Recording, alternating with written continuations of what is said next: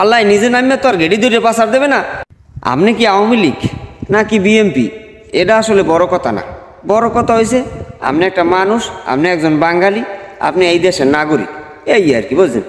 কিন্তু এই বিগত 16-17 বছরে এই আওয়ামী লীগ যখন ক্ষমতায়, আপনারা একটু খেয়াল করে দেখেন গভীরভাবে মনোযোগ দিয়ে, মানে হিংসা প্রতিহিংসা বা রাগ ক্ষোভে বা দলের বিপরীতে গিয়ে না, মানুষত্ববোধ নিয়ে আপনি একটু খেয়াল করে দেখেন, চিন্তা করে দেখেন যে আপনি মানুষের বাক স্বাধীনতাটুকু কীভাবে আপনারা কেড়ে নিয়েছিলেন। আপনারা ওই আপনাদের প্রতিপক্ষ বিএনপির উপরে জুলুম নির্যাতন করতে গিয়ে আপনার খুন খারাপি, রাহাজারি, টেন্ডারবাজি, সব কিছু তাদের উপর মাথায় চাপিয়ে দেওয়ার এই পরিকল্পনা, এই সিদ্ধান্ত, এই কাজগুলো করতে করতে করতে করতে একটা সময় আপনারা কি করলেন, পুরো দলমত নির্বিশেষে প্রতিটা নাগরিকের উপরে আপনারা ওই একই জুলুম নির্যাতন, একই রকম শাসন ব্যবস্থা, এক ঘাউরমি, এক প্রখা একটা মানে যে পরিস্থিতি, ওইটা আপনারা তৈরি করে ফেলেছেন। ওই যে কথা আছে না, ক্ষুদ্র ক্ষুদ্র বালুকণা বিন্দু বিন্দু জল গড়ে তোলে মহাদেশ সমুদ্র অতল। তো এই কথার পরিপ্রেক্ষিতে কি হয়েছে, আপনাদের এই ছোট্ট ছোট্ট ভুলগুলো বড় একটা আকার ধারণ করছে। এরপরে আপনারা একটা সময় বড় বড় ভুল, ওটা আপনাদের চোখে কোনো ভুলই হয়নি, আপনারা যা করছেন ওইটাই আপনারা মনে করছেন রাইট করতেছেন, মানে ওটা ছাড়া ভালো কোনো কাম আর নাই, এরকম করতেছেন। কিন্তু এই কাজগুলা ওই যে আল্লাহ তাআলা সৃষ্টির শুরু থেকে যারাই মনে করেন অপকর্ম, জুলুম নির্যাতনের মানে এর চরম শিখায় চলে যায়, তখন ওই যে তোমাদের পূর্বে বহু সম্প্রদায়কে আমি ধ্বংস করে দিয়েছি, যখন তারা সীমা লঙ্ঘন করেছিল, আপনারা একটা সীমা লঙ্ঘনের কাতারে চলে গেছেন, তখন আল্লাহ নিজে নামে তো আর গেড়ি ধরে পাচার দেবে না, আর গেড়ি ধরে আপনার সুবইও ধরবে না।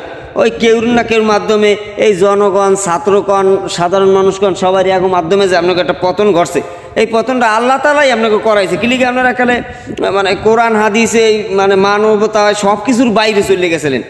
এরপর কি হয়েছে, আপনারা করছেন এগুলো কেন উপরে, ওই বিএমপি জামাতের উপরে রাগ হইয়া। এই বিএমপি জামাত মনে করেন আপনাকে এই অত্যাচার এই সেই সহ্য টহ্য করিয়া যখনই 5 তারিখ আপনাকে একটা দুর্ঘটনা ঘটে গেছে, এইবার কেরা আইছে, হেরা আবার এখন মনে করতেছে কি আমরা যখন গেছি গে এখন মারে হেরা ছাড়া আর কেউ নাই। হেরা এত বছর এত ধৈর্য ধরলো, এই করলো, মানুষের সহানুভূতি পাইলো, যেমন দুর্বলের হগলটি পছন্দ করে, হেরা কাল দুর্বল হয়ে গেছিল আমাকে দ্বারে, যে কারণে মানুষ একে উপর প্রতি একটা ভালোবাসার সৃষ্টি হয়েছিল। হেরা আবার যেই রূপ রেখাগুলা দেখান শুরু করছে, এখন হেরা আবার আপনাকে মতো একই পথে যখন ভুলে পাওয়া বানান শুরু করছে, এখন কিন্তু মানুষ হ্যাঁ উপরে গুণ ওই দুর্বলের হেরা সবল হইয়া হেটার এখন একটা ভয়ঙ্কর রূপ যখন ধারণ করছে, তখন মানুষ কিন্তু হ্যাঁ ওই দুর্বলতার সুযোগটা মানে হ্যাঁ উপরে মানে একটা দুর্বল হইয়া যে ভালোবাসার সৃষ্টি হয়েছিল হেগ্য হেরাও খুয়াইছে। সুতরাং এই এখন হেরা যা করতেছে, আপনারা যা করছেন, এগুলো লাগে কি এই বাংলাদেশটা তৈরি হয়েছে আর এই সাধারণ মানুষগুলো আপনাকে এই ঠেলাঠেলির চাপে পড়িয়া মানে হেরা কাক্যে মরে বেঁচে থাকবে, এইটা সম্ভব না। আসলে আপনারা একটু গভীরভাবে ভাববেন, চিন্তা করবেন যে আপনাকেও দুই পক্ষের মারামারি, দুই বাড়ির মানুষে ইট মারে, একজনের গায়ে একজনে, মধ্যে যার বাড়ি হেয়ার বাড়িঘর মনে করেন ভাঙচুর হয়, টিন ডোক পরে, এরকম একটা ঘটনা আছে না। তা আপনারা এখন ওই সমস্যার মধ্যে হালাইছেন সাধারণ মানুষগুলারে। আল্লাহ রাস্তায় আপনাকে হাতে পায়ে ধরি, এই আপনাকে যে হিংসা প্রতিহিংসা, আপনাকে হিংসা প্রতিহিংসার রাজনীতি এগুলা বাদ দিয়া জনগণের কথা চিন্তা করিয়া, দেশের কথা চিন্তা করিয়া, দেশের ভবিষ্যতের কথা চিন্তা করিয়া, দেশের সম্পদের কথা চিন্তা করিয়া